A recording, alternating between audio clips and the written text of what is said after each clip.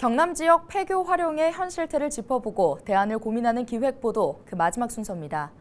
저출산으로 학령 인구가 줄고 농촌 지역을 중심으로 문을 닫는 학교가 늘고 있습니다. 학교는 한때 마을 공동체의 중심 역할을 했던 곳이었지만 지금은 폐교가 돼 애물단지로 전락하고 있죠. 이 폐교 어떻게 활용할 수 있을까요? 전주현 기자가 보도합니다. 주민들한테는 문화시설을 주는 게 제일 좋을 거다 하고 단정적으로 생각하는 경우가 많은데 그 농어촌에서 그런 공연이나 전시를 특별히 원하지 않는 경우가 많아요. 전에 했던 생각의 틀 안에서 잘 뛰어넘지 못하고 있는 거예요.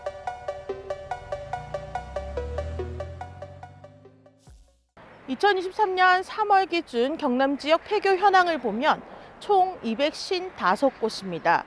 폐교가 화려한 변신을 통해 재활용되는가 하면 반대로 아직 활용 방안을 찾지 못해 방치되고 있는 곳도 74곳이나 됩니다.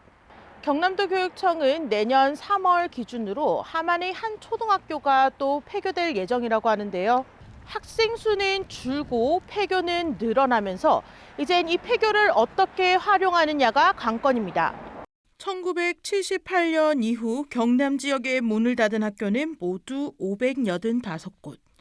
이 중 360개교는 매각을 완료했고 148곳의 폐교는 자체적으로 활용하거나 임대하고 있습니다. 문제는 방치된 74곳입니다. 매각으로 소유권이 넘어간 곳을 제외하면 상당 부분을 차지하는 것이 임대입니다.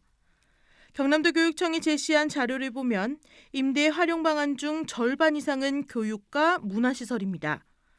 전문가들은 경남도 교육청의 폐교 활용 방안을 넓은 범위에서 재점검해야 한다고 말합니다. 학교의 용도가 교육시설로 되어 있다 보니 다른 시설로 활용하기 위해선 용도 변경 신청을 해야 하고 그 행정 절차는 까다롭다고 지적했습니다. 교육청에서 그 폐교를 계속 소유하고 있으면 교육 관련 시설로밖에 쓸 수가 없잖아요. 그래서 그 소유권이 지자체로 오면 좋은데 그 소유권 이전이 쉽냐? 또 그렇지도 않거든요. 그래서 행정에서 이런 쪽의 융통성을 좀 발휘해주면 지자체에서 소유권을 넘겨받으면 할 수 있는 게 되게 많아요.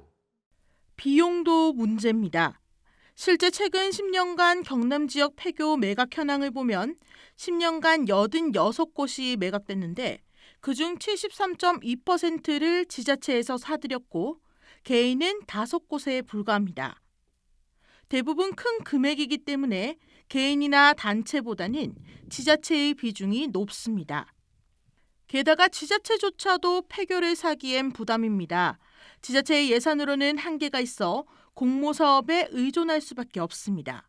지역 주민들과 소통도 중요합니다. 과거 학교를 지을 당시 농어촌 지역의 경우 마을에서 농가 밭을 기부하는 경우가 많았습니다. 그러면서 자연스럽게 학교는 마을의 공동재산이라는 인식이 높아졌습니다. 그래서 폐교가 활용되면 주민들 입장에선 재산이 뺏긴다는 정서가 생겨났습니다.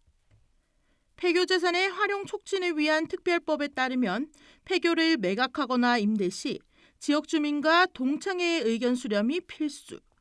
보통 폐교 활용 절차가 진행되는 과정 중 걸림돌이 되는 부분이 이 부분입니다. 주민들한테는 문화시설을 주는 게 제일 좋을 거다 하고 단정적으로 생각하는 경우가 많은데 곡식 탈곡하거나 농기계 수리하거나 엉뚱하게 주차장을 원한다거나 별의별 생각을 다 가지고 계시거든요. 그래서 주민이 참여한 참여 설계를 통해서 그들이 원하는 것들을 먼저 파악을 하고. 학령 인구가 줄면서 이젠 작은 학교들의 폐교를 막을 수는 없습니다. 폐교의 활용은 지역사회 모두가 함께 고심해야 할 때입니다. 헬로티비 뉴스 전주현입니다.